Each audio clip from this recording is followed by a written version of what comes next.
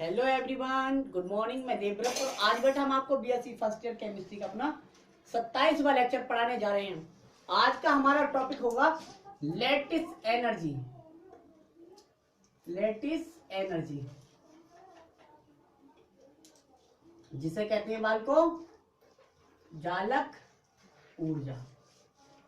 ठीक है बेटा, जालक ऊर्जा, लैटिस एनर्जी, जालक ऊर्जा। तो देखते हैं जालक ऊर्जा है क्या। आपने बेटा ये देखा Na पॉजिटिव, क्या है ये, गैसियस, प्लस Cl नेगेटिव, ये गैसियस मिला और ये बना NaCl। ये रिएक्शन है बेटा, ये गैसियस कैटायन है और गैसियस ही एनायन है। तब 1 मोल NaCl बना है। 1 मोल है, ठीक है, तो 1 तो लिखना रहे, 1 मोल NaCl बना।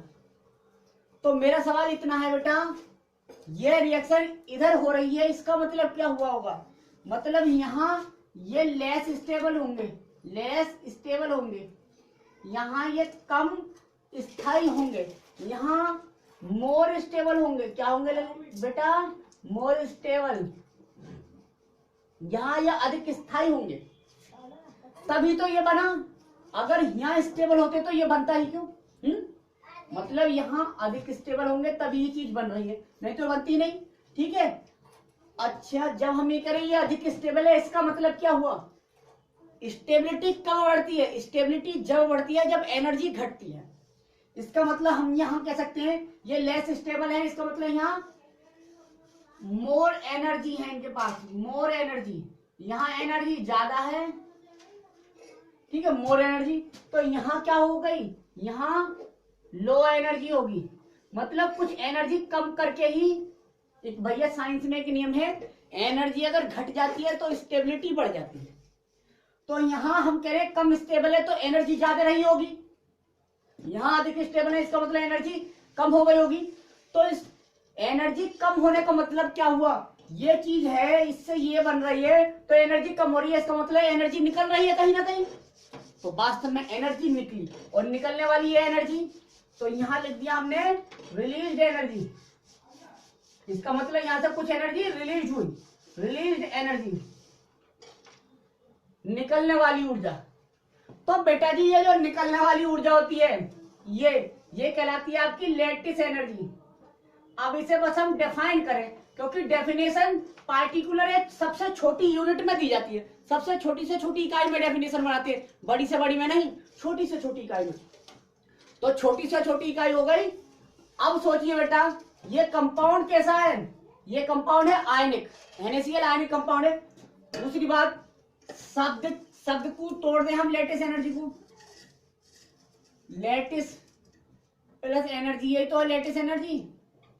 अब लैटिस का मतलब होता है बेटा जालक, जालक, जालक कौन बनाते थे, सॉलिड, आयनिक सॉलिड बनाते थे, आयनिक सॉलिड, आयनिक सॉलिड बनाते हैं जालक। और ये एनर्जी मतलब एनर्जी हो गई, ऊर्जा तो ऊर्जा है, मतलब ये हम कह सकते हैं ये ऊर्जा जो है वो आयनिक ठोसों की ऊर्जा है। लैटिस एनर्जी में हम किसकी बात करते हैं, आयनिक ठोस यौगिकों की बात करते हैं, आयनिक सॉलिड कंपाउंड की हम बात करते हैं। तो हम कहेंगे बेटा रिलीज होने वाली वह मात्रा, रिलीज होने वाली वह मात्रा, रिलीजिंग एनर्जी, यानी कि lattice energy is the release energy when 1 mole of an ionic compound is formed from its gaseous cation and gaseous anion। अर्थात जब गैसियस कैटायन तथा गैसियस एनायन से 1 मोल आयनिक यौगिक बनता है, आयनिक कंपाउंड बनता है, तो निकलने वाली जो ऊर्जा है उस निकलने वाली ऊर्जा को हम कहते हैं जालक ऊर्जा। क्या कहते हैं, जालक ऊर्जा कहते हैं। तो पहले खैर ये तो हमने सब इस शब्द को परिभाषित किया था। अब देखते हैं डेफिनेशन, अब देखते हैं बेटा डेफिनेशन। तो डेफिनेशन हमने यहीं से बनाई है, हिंदी अंग्रेजी दोनों में देख लेना आप। ये बनाया था हमने Na, गैसियस होना चाहिए लेकिन Cl नेगेटिव, ये भी गैसियस है। तब 1 मोल NaCl बना और ये release energy,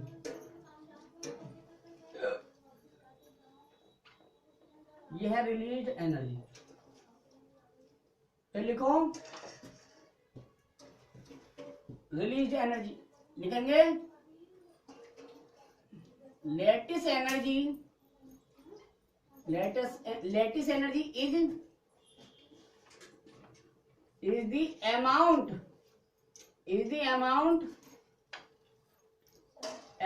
of lattice energy is the amount of released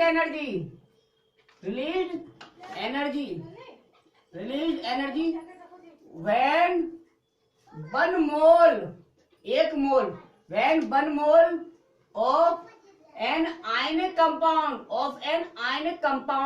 या ionic solid, ionic compound is formed, बनता है, is formed from its gaseous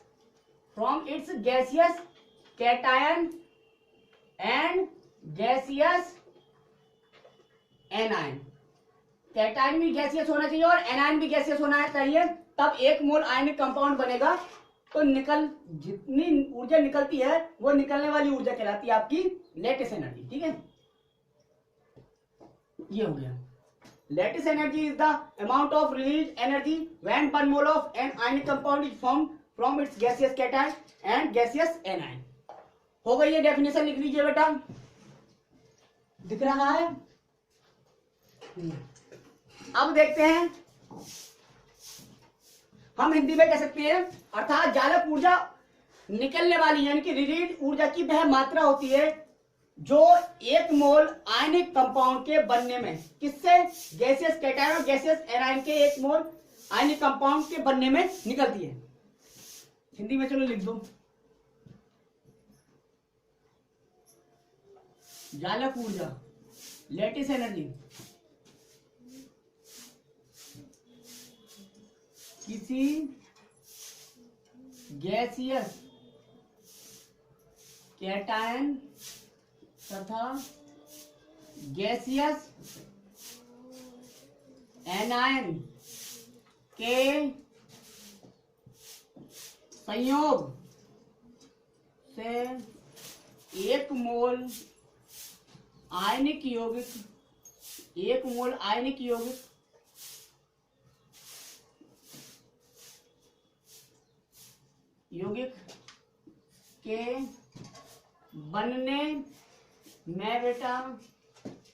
के बनने में बेटा ऊर्जा की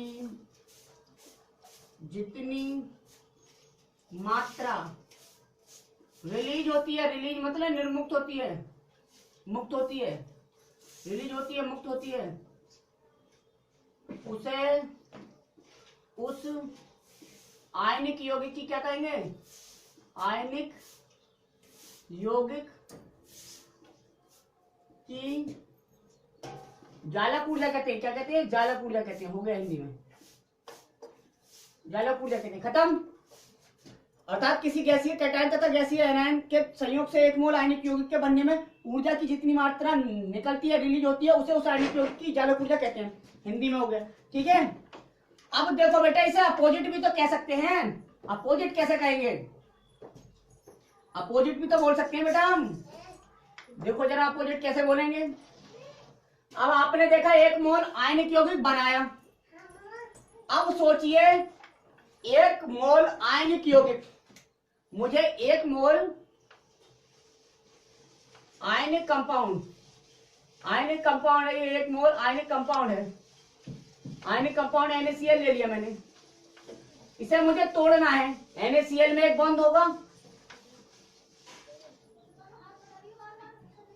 मतलब ये बॉन्ड है, आयनिक बॉन्ड है, ठीक है। तो बताइए, जब ये बॉन्ड मुझे तोड़ना है तो मुझे क्या करना पड़ेगा, ऊर्जा देनी पड़ेगी। तो यहाँ पे आवश्यक ऊर्जा को कहेंगे रिक्वायर्ड एनर्जी।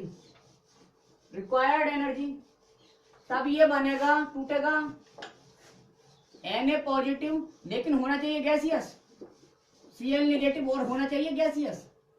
ठीक है, मतलब ये तो हम कह सकते हैं 1 मोल आयनिक यौगिक को तोड़ने के लिए, ऊर्जा को तोड़ने के लिए, किसमें, उसके गैसियस कैटायन और उसके गैसियस एनायन में तोड़ने के लिए ऊर्जा की जितनी मात्रा की हमें आवश्यकता होती है, तो उसे हम कह सकते हैं उसकी जालक ऊर्जा।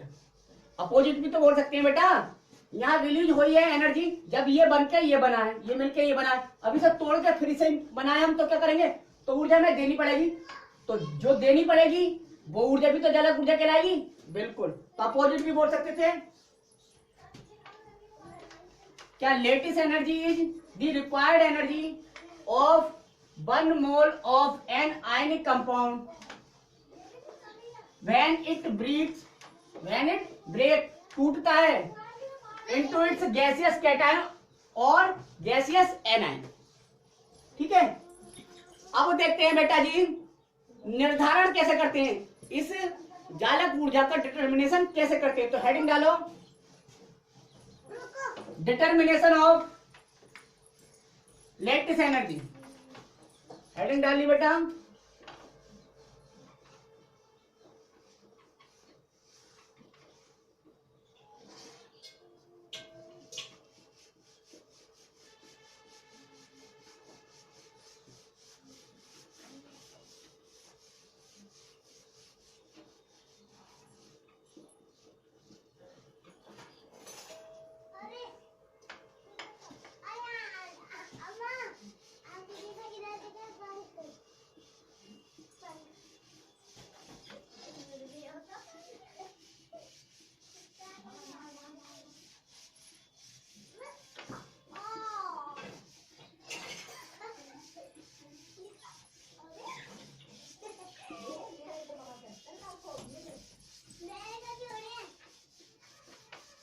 बेटा जालक ऊर्जा के निर्धारण की कोई भी प्रत्यक्ष विधि नहीं मिली हमको। ठीक है, तो there is no any direct method for the determination of lattice energy, अर्थात जालक ऊर्जा के निर्धारण की कोई भी बेटा जी प्रत्यक्ष विधि हमारे पास नहीं। तो फिर इसका निर्धारण कैसे करें, समस्या, फिर समस्या आ गई, तो समस्या को सॉल्व किया बोन हेवर ने। किसने, बोन हेवर। तो बोन हेवर साइकिल द्वारा हम लेटिस एनर्जी का निर्धारण करते हैं। लिखो, there is an indirect, direct नहीं है लेकिन लल्ला इनडायरेक्ट है बेटा, there is an indirect method for the determination of lattice energy। समझे आप, there is an indirect method for the determination of lattice energy called, क्या कहलाता है, बॉर्न हेवर साइकिल, CYCL। बेटा एक इनडायरेक्ट मेथड है, अप्रत्यक्ष विधि है जालक ऊर्जा के निर्धारण की, जिसे हम कहते हैं बॉर्न हेवर साइकिल।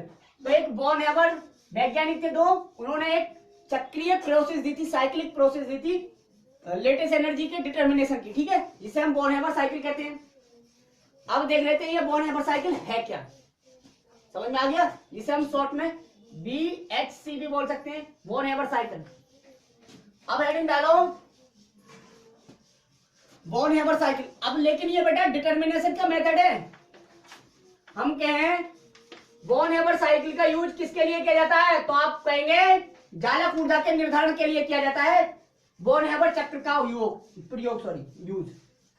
ठीक है, तो हेडिंग डाली बॉर्न हेवर।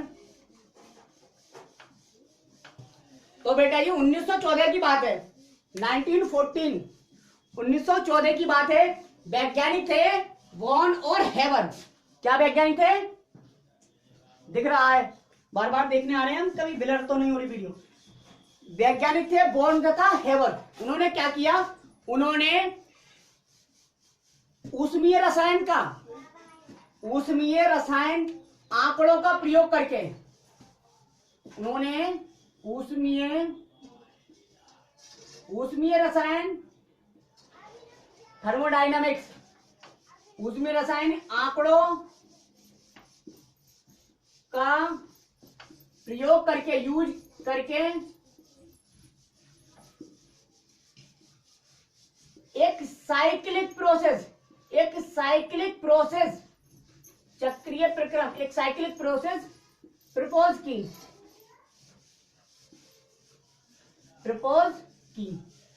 जिसे हम कहते हैं born Haber cycle, born Haber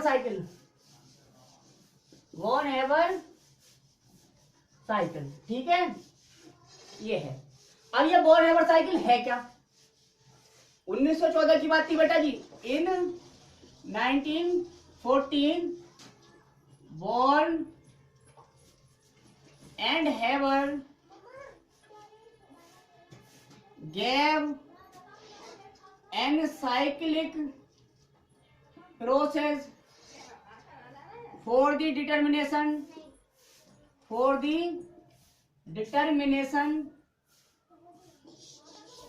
of lattice energy using thermodynamics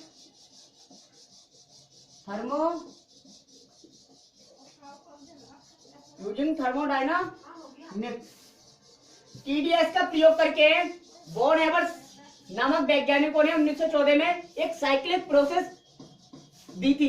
ठीक है, लेटिस एनर्जी के डिटर्मिनेशन के लिए, जिसे हम कहते हैं बॉर्न हैबर साइकिल। ठीक है, विच इज कॉल्ड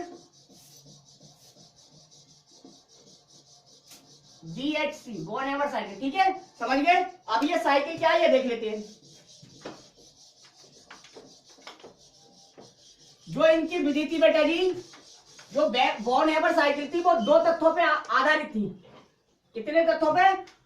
2 फैक्ट्स पर बेस्ड थी। 2 फैक्ट थे, उन पर बेस्ड थी। ठीक है, एक तो डायरेक्ट कि भाई कोई आयनिक कंपाउंड, कोई एक आयनिक मोल जो है कंपाउंड का, वो डायरेक्ट बन रहा है, और दूसरा वैकल्पिक विधियों द्वारा बन रहा है। तो एक वैज्ञानिक हुए थे हेस ने हमें बताया था कि कोई केमिकल रिएक्शन है, वो चाहे एक स्टेप में हो, सिंगल स्टेप में हो, चाहे मल्टीपल स्टेप्स में हो, एक से अधिक स्टेप्स में हो, तो उसमें रिलीज या एब्जॉर्ब होने वाली ऊर्जा जो होगी, उसकी मात्रा सदैव बराबर होती है। ठीक है, यानी कि उसमें निकलने वाली ऊर्जा तथा अवशोष ऊर्जा का मान सदैव नियत रहता है। ये बात बताई थी। तो उन्होंने इसी तथ्य का प्रयोग लेटिस एनर्जी के डिटर्मिनेशन के लिए किया था। देखो जरा, एन होता है सॉलिड बेटा, एन सॉलिड स्टेट में होता है, Cl होता है गैसियस स्टेट में, Cl2 गैसियस स्टेट में होता है, बनेगा NaCl। बना क्या? NaCl बनेगा। अच्छा, Cl1 है तो यहाँ पे हाफ Cl2 मिला। तो बेटा अब भी ये बात बताइए, ये दोनों अनस्टेबल होंगे, ये स्टेबल ज्यादा होगा तभी तो ये बना होगा, तो यहाँ भी ऊर्जा निकलेगी। तो जो ऊर्जा निकली उसे क्या था हमने, इन्होंने डेल्टा HF, इसे कहते हैं heat of formation.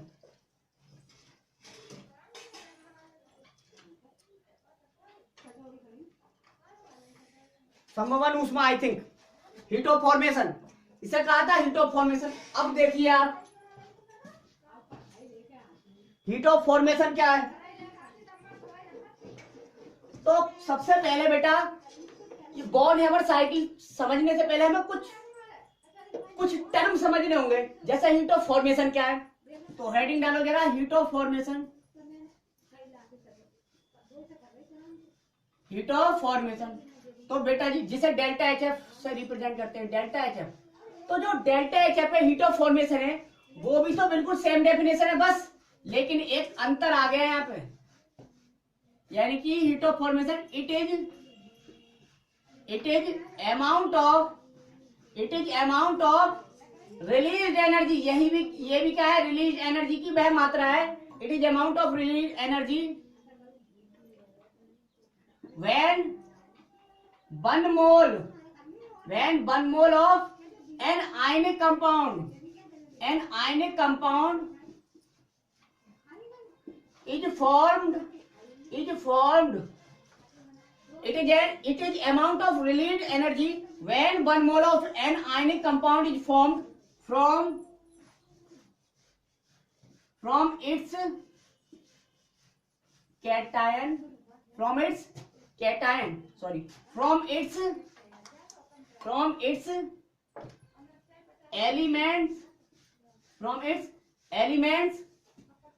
molecules।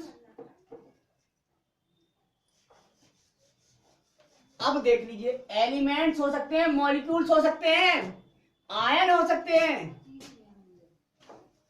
Positive हटा दूं यहां से, मॉलिक्यूल हो सकते हैं, एटम हो सकता है, ठीक है। from its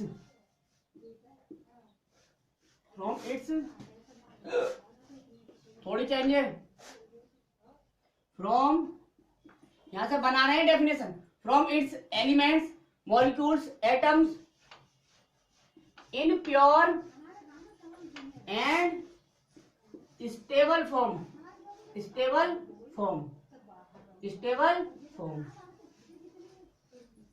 अब देखो, कहने का मतलब, जब बेटा एक मोल आयनिक यौगिक बने, किससे बने? एटम से बन सकता है, एलिमेंट से बन सकता है, मॉलिक्यूल से बन सकता है, से जब बने, कहने का मतलब है जो नेचर में जिस पोजीशन में या जिस स्टेट में वो पाया जाता, उसी स्टेट से प्रकृति में क्लोरीन गैस के एसटीडी पर STP standard temperature and pressure, यानी सामान्य ताप और दाब पर क्लोरीन गैस की फॉर्म में मिलता है हमें।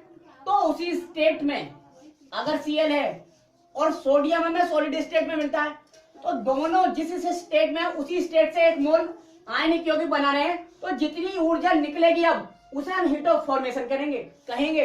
लेकिन ऐसा लेटिस एनर्जी में ये नहीं था। लेटिस एनर्जी में गैसियस कैटायन और गैसियस एनायन से जब एक मोल आयनिक कंपाउंड बने, तो जो रिलीज एनर्जी हो उसे कहेंगे लेटिस एनर्जी, ठीक है। तो यह अंतर है। यहाँ पे प्योर स्टेबल फॉर्म में जैसे आयन पाए जाते हैं, जैसे मॉलिक्यूल पाया जाता है, जैसे एटम पाया जाता, उसी से हमें एक मोल आयनिक यौगिक मिले, तो जो रिलीज एनर्जी होगी उसे कहेंगे हम हीट ऑफ फॉर्मेशन। समझे? ये मतलब था। अब देखिए बेटा, अब देखते हैं जरा,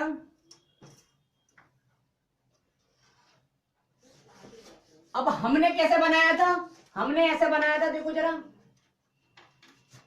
पहले हमें क्या करना पड़ेगा बेटा, पहले हमें Na सॉलिड को Na गैसियस में ले जाना पड़ेगा।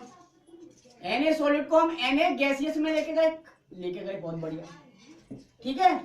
तो जब सॉलिड से गैसियस स्टेट में लेके जाते हैं, तो उस एनर्जी को हम कहते हैं सब्लिमेशन एनर्जी।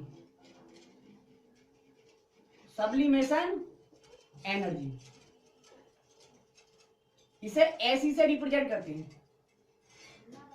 जब कोई एटम है वो सॉलिड स्टेट में है, तो उससे हमें गैसियस स्टेट में उस एटम को लेके जाना पड़ेगा, तो हमें कुछ एनर्जी देनी पड़ेगी, गर्म करना पड़ेगा।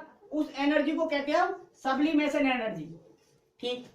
अच्छा, हमें Na गैसियस मिल गया, लेकिन फिर भी हमें Na अभी कैटायन लेना है, तो गैसियस कैटायन बनाओ। Na कैटायन गैसियस ही बनाया, तो एक इलेक्ट्रॉन निकाला है। तो इसका मतलब तो हो गया, जब किसी गैसीय विलगित गैसीय परमाणु से एक इलेक्ट्रॉन निकालते हैं, तो ऊर्जा की जो मात्रा देनी पड़ती है उसे कहते थे, क्या कहते थे, आयन वर्ब, यानी कि ये आयोनाइजेशन एनर्जी है, आई, आयोनाइजेशन एनर्जी, ये भी देनी पड़ी है, इसलिए प्लस, ठीक है। तो ये बना, अब यहाँ कंप्लीट हो गया। अब देखो, इसमें Cl हमें Cl2 है, हमें केवल एक Cl लेना था, तो Cl एक ले लिया हमने, ये तो गैसियस में है, तो एक Cl लेके जाएंगे हम गैसियस में, तो ये बॉन्ड तोड़ना पड़ेगा। देखो Cl2 था ना ये, तो Cl ये बंध तोड़ना पड़ेगा। तो जब कोई मॉलिक्यूल है, उस मॉलिक्यूल का एक बंध तोड़ते हैं, तो उस ऊर्जा को कहते हैं हम bond dissociation energy, bond dissociation energy. ठीक है, तो इसे कहेंगे बॉन्ड डिसोसिएशन एनर्जी, जिसे हिंदी में कहते हैं बंध वियोजन ऊर्जा। ये भी हमें देनी पड़ेगी, यानी कि इसे शॉर्ट में कहेंगे डी, डिसोसिएशन एनर्जी। अब बेटा ये तो एक मोल के लिए है, आधे मोल के लिए तो इसे भी आधा करना पड़ेगा, क्योंकि ये हाफ मॉलिक्यूल है आधा, तो डिसोसिएशन एनर्जी को भी हमने आधा किया, खत्म। अब हमें अभी तो Cl केवल किस फॉर्म में, एटम की फॉर्म में, हमें आयन की फॉर्म में लेके जाना है, तो Cl नेगेटिव अगर हम करें तो क्या करना पड़ेगा, गैसियस ही एक इलेक्ट्रॉन इसे देना पड़ा, और जो इलेक्ट्रॉन देते हैं उसे कहते हैं इलेक्ट्रॉन एफिनिटी, तो रिलीज होगी इलेक्ट्रॉन एफिनिटी, इसे शॉर्ट में रिप्रेजेंट कर दिया ESN। अब यहां एनर्जी देनी पड़ी है, इसलिए होगा माइनस। ठीक है, अब देखिए आप Na गैसियस Cl गैसियस मिलके क्या बन जाएंगे, ये मिलके बनाएंगे 1 मोल ऑफ NaCl। तो जो एनर्जी रिलीज होगी बेटा, उसे कहेंगे हम, रिलीज होने वाली एनर्जी को लेटिस एनर्जी, क्या कहेंगे, जालक ऊर्जा। नोट कर लो बेटा, बहुत इंपॉर्टेंट है।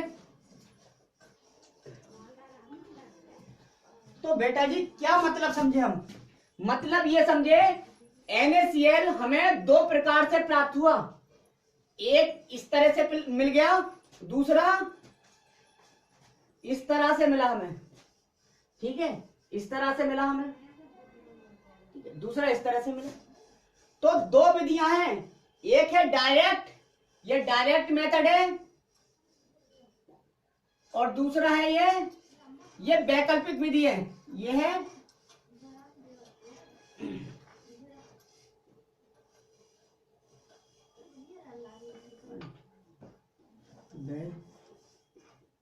वैकल्पिक विधि है बेटा, ये वैकल्पिक विधि है। तो दो मेथड है। अब आएंगे भाई साहब हमारे कौन, हेस भाई साहब, कौन आएंगे, हेस भाई साहब। अब कौन आएंगे, ये नोट कर लिया। अब देखो बेटा, हेस भाई साहब आए। हेस का नियम थर्मोडायनामिक्स में ही है, हेस का नियम या हेस का स्थिर ऊष्मा संचलन का नियम। हेस जो साइंटिस्ट थे, हेस लोग, उन्होंने क्या बताया, उन्होंने एक नियम दिया था कि कोई केमिकल रिएक्शन,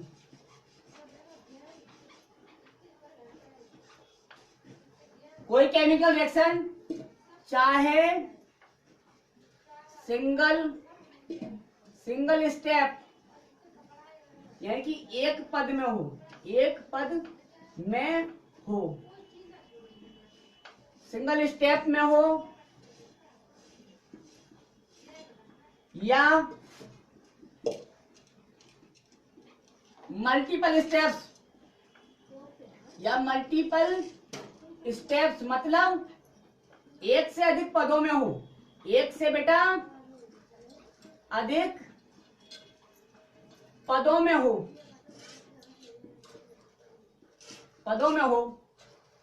मल्टीपल स्टेप्स में हो,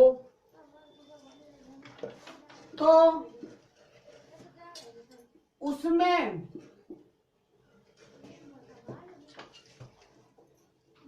रिलीज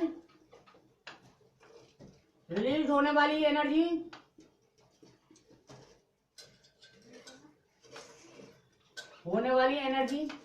या एब्जॉर्ब्ड होने वाली एनर्जी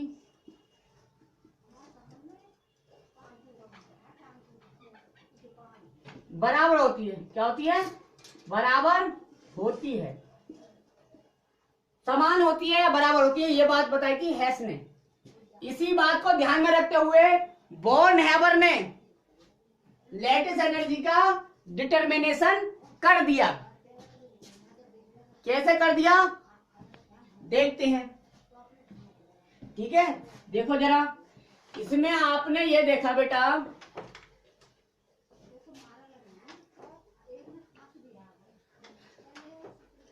आपने ये देखा Na प्लस हाफ Cl2 मिलके बनाया NaCl। तो यहाँ रिलीज एनर्जी को क्या कहेंगे, delta HF, delta HF, heat of formation. इसे कह दिया हमने हीट ऑफ फॉर्मेशन, ठीक है। दूसरे तरह से हमने ये बनाया था, पहले मेथड फर्स्ट देख लो, एक तरह से ये हो रही है मेथड फर्स्ट रिएक्शन, ठीक है। दूसरा मेथड था Na, ठीक है, सॉलिड प्लस हाफ Cl2, ठीक है। अब कैसे हुआ, सबसे पहले Na सॉलिड से Na गैसियस में लेके गए। जब Na सॉलिड से Na गैसियस में लेके गए तो क्या हुआ, यहाँ पे हमें कुछ ऊर्जा देनी पड़ी, जिसे कहा हमने सब्लिमेशन एनर्जी, और ऊर्जा देनी पड़ी तो इसलिए प्लस होगी है। फिर Na गैसियस से हम Na पॉजिटिव गैसियस में लेके गए, कैटायन में बदल दिया, तो यहाँ पे एनर्जी देनी पड़ी, जिसे हमने कहा आयोनाइजेशन एनर्जी यानी IE, या आयोनाइजेशन पोटेंशियल या आयोनाइजेशन एंथैल्पी, ये भी देनी पड़ी इसलिए प्लस। अब इसे Cl को हमने पहले Cl2 को पहले सबसे पहले Cl में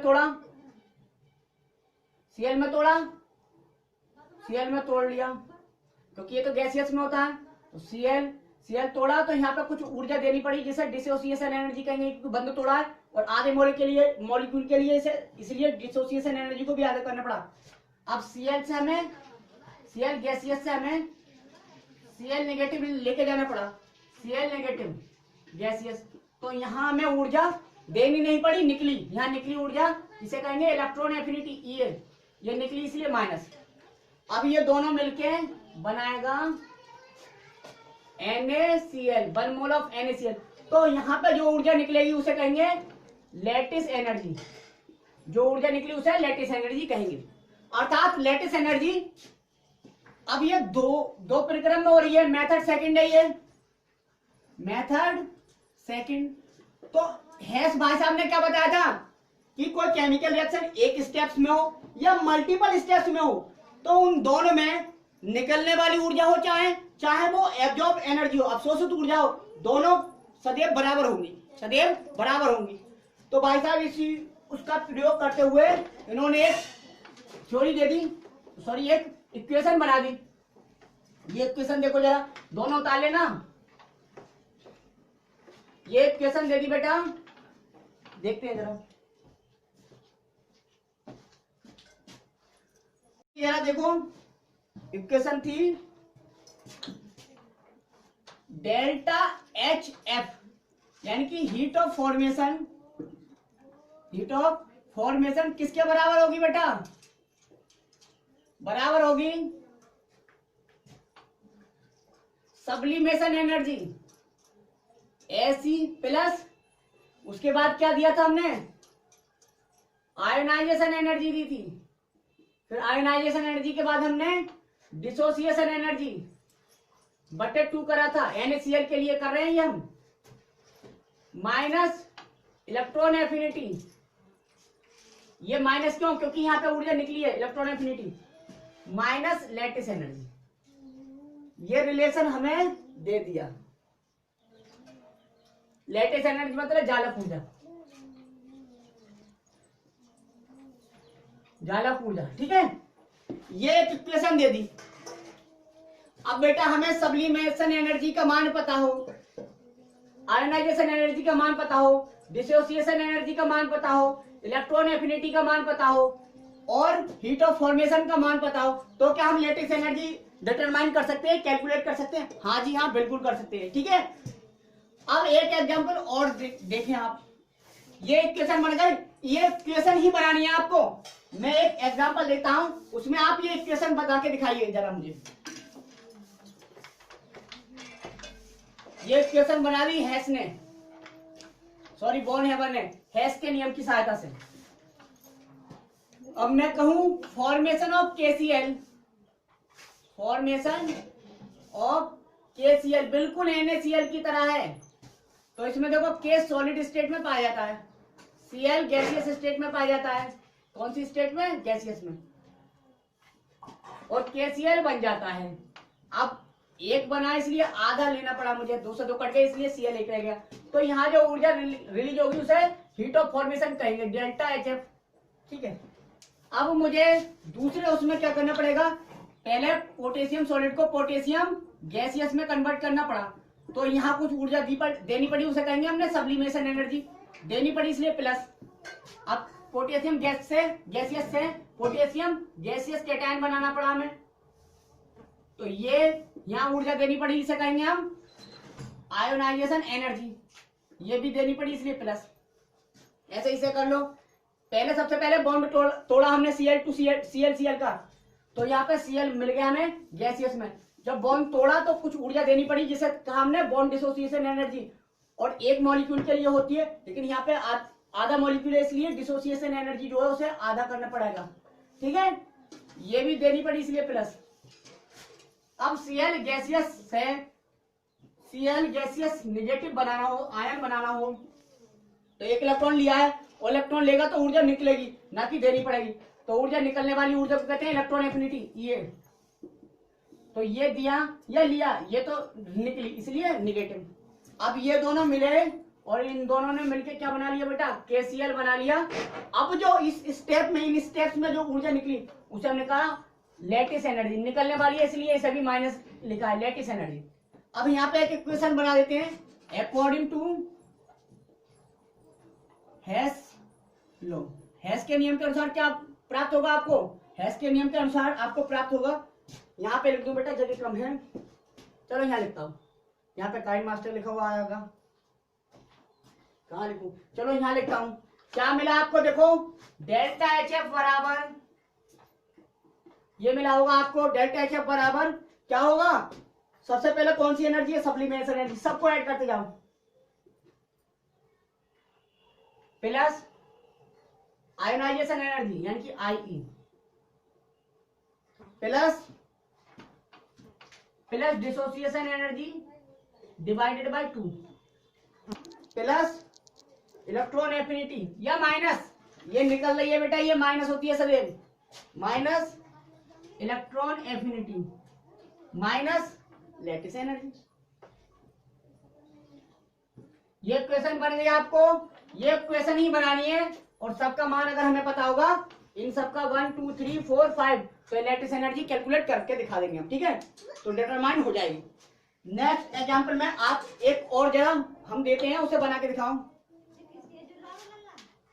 इक्वेशन बना के दिखा दो बेटा, क्वेश्चन हम सॉल्व करवा देंगे 1 सेकंड में, सिखा देंगे, क्योंकि सीख गए, इसमें मान रखना है, बस केवल वैल्यू रखनी है, वैल्यू पुट करते ही आपको लैटिस एनर्जी कैलकुलेट करनी आ जाएगी। ये बना के दिखाइए जरा, फॉर्मेशन ऑफ MgO, MgO का बनना,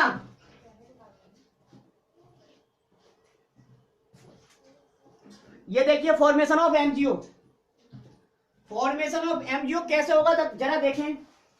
ये Mg है बेटा, ये सॉलिड स्टेट में पाया जाता है, प्लस और ऑक्सीजन गैसियस स्टेट में पाई जाती है, गैसियस स्टेट में नेचर में, तो बना होगा 1 मोल MgO मैंगनीज ऑक्साइड। ठीक है, अब जो एनर्जी निकलेगी उसे डेल्टा HF कहेंगे, हीट ऑफ फॉर्मेशन, बिल्कुल सही। अब हमें, ये तो डायरेक्ट मेथड हो गया, वैकल्पिक मेथड से देखो कैसे बने। ठीक है, ये तो मेथड फर्स्ट है, तो हमें सबसे पहले Mg सॉलिड को Mg गैसियस में लेके जाना पड़ेगा, Mg गैसियस में ले गए, हम ले गए। अब Mg गैसियस से हमको क्या करना पड़ेगा, Mg प्लस करना पड़ेगा, प्लस का मतलब कैटायन बनाना पड़ेगा, गैसियस कैटायन ले गए। लेकिन बेटा MgO जो है वो ऐसे टूटता है, देखो जरा, Mg +2 + O -2, तो इन पर तो दो दो पॉजिटिव और दो दो निगेटिव होना चाहिए। तो दो पॉजिटिव करने पड़ेंगे, तो एक बार एक इलेक्ट्रॉन और निकालें अब। तो Mg क्या करा, Mg+2 कर दिया हमने, यहां तक तो ले जाना था, दिख रहा है। अब देखिए आपको, जब Mg सॉलिड से Mg गैसियस लेके जाएंगे तो ऊर्जा देनी पड़ी, उस ऊर्जा को कहते हैं हम सब्लिमेशन एनर्जी, Se देनी पड़ी, इसलिए प्लस। दूसरा Mg गैसियस से Mg गैसियस में लेके जाना है कैटायन में, और जब कैटायन का मतलब है इलेक्ट्रॉन निकालना, निकालने के लिए आवश्यक ऊर्जा जो होती है उसे कहते हैं आयोनाइजेशन एनर्जी। आयोनाइजेशन एनर्जी है, ये देनी पड़ी, इसलिए प्लस। अब एक इलेक्ट्रॉन निकल चुका है, दूसरा इलेक्ट्रॉन और निकालना है, क्योंकि दूसरा इलेक्ट्रॉन और निकाला तो हमें और ज्यादा ऊर्जा देनी पड़ेगी, तो देनी पड़ी। इस ऊर्जा को तो कहेंगे आयोनाइजेशन एनर्जी, तो ये आयोनाइजेशन एनर्जी सेकंड है, इसलिए ये भी देनी पड़ी प्लस। ये आयोनाइजेशन एनर्जी फर्स्ट है, ठीक है, हो गया। अब ऐसे ही O को ऐसे तैयार कर लो, ऑक्सीजन गैसियस में है तो O2 मॉलिक्यूल तोड़ना पड़ेगा, तोड़ोगे तो बॉन्ड डिसोसिएशन एनर्जी, यानी कि bond dissociation energy, dissociation energy. अब ये भी हाफ मॉलिक्यूल लेना पड़ेगा बेटा, है ना, हाफ मॉलिक्यूल लिया तो इसलिए डिसोसिएशन एनर्जी भी हाफ। अब यहाँ पे बन गया आपका ऑक्सीजन गैसियस, ऑक्सीजन गैसियस। अब ऑक्सीजन गैसियस से तो कम नहीं चल रहा, क्योंकि ऑक्सीजन ऋणायन के रूप में लेना है, एनायन के रूप में लेना है, तो इसे एनायन बनाओ गैसियस। तो O निगेटिव जब बनाएंगे हम तो ऊर्जा क्या करनी पड़ेगी, निकलेगी, क्योंकि इलेक्ट्रॉन इसने ग्रहण किया है, यहाँ से एक इलेक्ट्रॉन ग्रहण करा होगा तब ये बना होगा, तो ग्रहण करने में तो एनर्जी निकलेगी। इसे कहते थे हमने इलेक्ट्रॉन एफिनिटी, ये इलेक्ट्रॉन एफिनिटी। अब ये निकली है इसलिए माइनस, लेकिन यह काम नहीं चला, एक इलेक्ट्रॉन और लेना चाहेगा। अब एक इलेक्ट्रॉन लेने के बाद दूसरा इलेक्ट्रॉन, कोई भी गैसियस एटम, इज्जतदार गैसियस एटम इलेक्ट्रॉन लेना नहीं चाहता, लेकिन हमारी ईद है, काम हमारा तभी चलेगा जब इलेक्ट्रॉन को ग्रहण करे, तो इसलिए उसे क्या करेंगे, हम जबरदस्ती मजबूर करेंगे, ले, और वो विरोध करेगा, इसलिए ऊर्जा निकलने की बजाय और ऊर्जा देनी पड़ेगी। अब देख लीजिए, बहुत इंपॉर्टेंट बात है, ऑक्सीजन गैसियस पहला वाला इलेक्ट्रॉन जब लेता है तब तो निकलती है ऊर्जा की मात्रा, लेकिन जब दूसरा लेता है तो ऊर्जा देनी पड़ती है, और देनी पड़ती है तो ये क्या हो गया, O डबल नेगेटिव हो गया। तो यहाँ हमें ये सेकंड मिला, हमें ये सेकंड, और जो ये सेकंड होगा वो प्लस में आएगा, सदैव प्लस में, प्लस में, प्लस में, याद रखना, 3 बार बता रहा हूँ प्लस में। अब ये दोनों मिलके बेटा, ये दोनों मिलके क्या कर रहे हैं, ये दोनों मिलके MgO बना रहे हैं। तो इस स्टेप में, स्टेप्स में जो एनर्जी निकली उसे हमने कहा माइनस में क्या, लैटिस एनर्जी, ठीक है। ये अब इसके लिए क्वेश्चन क्या बनेगी, कोई बता सकता है, बना सकता है? हाँ जी हाँ, बिल्कुल, देखो डेल्टा HF, डेल्टा यहां दिख रहा है, नीचे बनाओ, चलो यहां बना देता हूं, ये थोड़ा इधर को दबा के ऐसे बना दिया, ठीक है, ताकि ये जगह रह जाए। तो डेल्टा HF बराबर ये बन गई आपकी क्वेश्चन, डेल्टा HF बराबर, सबसे पहले सब्लिमेशन एनर्जी जोड़ो प्लस, फिर IE फर्स्ट जोड़ो, IE first plus IE second plus dissociation energy by 2 plus या माइनस EA। अब ये फर्स्ट है बेटा, ये फर्स्ट, दूसरी ये जोड़नी पड़ेगी, दूसरी EA क्या करनी पड़ेगी, प्लस EA सेकंड जोड़नी पड़ी बेटा। दूसरी देखो, पहली मैंने घटाई है, दूसरी जोड़ी है, क्योंकि यहां ऊर्जा देनी पड़ी, प्लस या माइनस क्या, lattice energy, minus lattice energy, ये इक्वेशन बन गई आपकी, ठीक है। अब सवाल में मान लो ये हो, ये दे आयनाइजेशन एनर्जी, आयनाइजेशन एंथैल्पी या आयनन पोटेंशियल इतना है, तो उसका मतलब ये होगा उसने दोनों को जोड़ के दिया है, और हो सकता है ऐसे भी आ सकता है, IP फर्स्ट इतना है, IP सेकंड इतना है, तब आपको ऐसे ही रखना है। लेकिन अगर उसने कह दिया इनका आयनन विभव या आयनन ऊर्जा इतनी है, तो इसका मतलब समझ लेना ये दोनों जुड़ के हैं, I फर्स्ट और I सेकंड दोनों जोड़ के बोल रहा है। अब यदि वो कहे कि इलेक्ट्रॉन एफिनिटी, इलेक्ट्रॉन बंधुता इसकी ये है, तो आप समझ जाएंगे कि दोनों इसने जोड़ और घटा के अपने आप करके हमें दिया है। और अगर ये कहे कि आई फर्स्ट इतना और आई सेकंड इतना है, तो इसका मतलब पहले वाले आई को घटाना है और दूसरे वाले को जोड़ना है। ठीक है, ये मतलब हुआ। ये इक्वेशन बन गई आपकी। ठीक है बेटा, एक इक्वेशन घर के लिए देता हूं मैं, देखना कौन कौन करते हैं। ठीक है, देखते हैं बेटा, जो सीख गया होगा वो कर सकता है। अब देखिए, हो गया। अब देखो, अब देखते हैं ये क्या, formation of CaO, calcium oxide का बनना। यह होमवर्क है बेटा, हो तो सही है, नहीं हो तो मेरे से कमेंट बॉक्स में बोल देना, मैं करवा दूंगा। यह आपका होमवर्क है बेटा, शिद्दत के साथ जैसे मैंने पढ़ाया आप करना, ये आपकी रेस्पॉन्सिबिलिटी है। ठीक है, हाँ ठीक है, बाकी इसका लेक्चर अब करेंगे। ठीक है, आज के लिए बस इतना ही। Thank you very